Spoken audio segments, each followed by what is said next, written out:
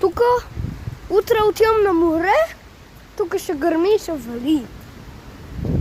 Видяхте ли това, бе? Гледайте насам.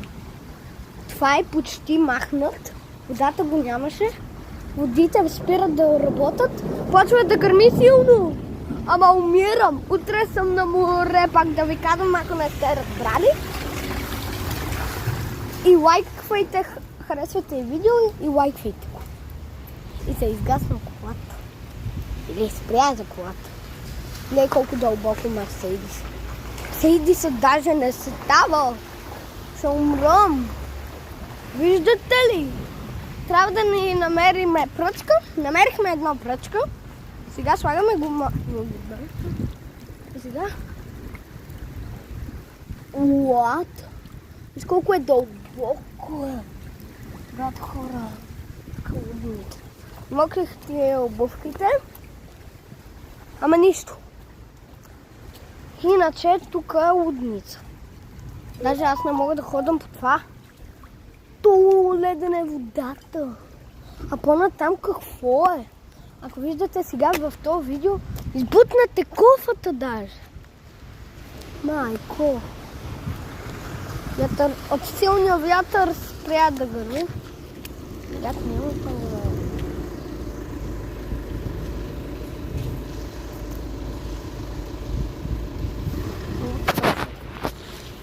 Сега е забранено чадъри, ама хора ги ползват.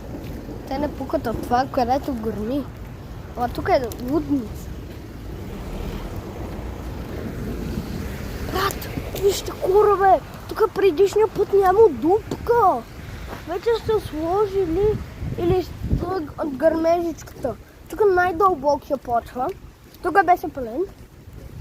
И тук е знак за нагоре за коли. Не може. Ама някакви хора отиват и затова са селени.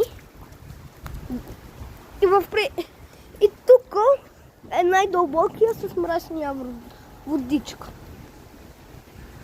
Ама имах пръчка.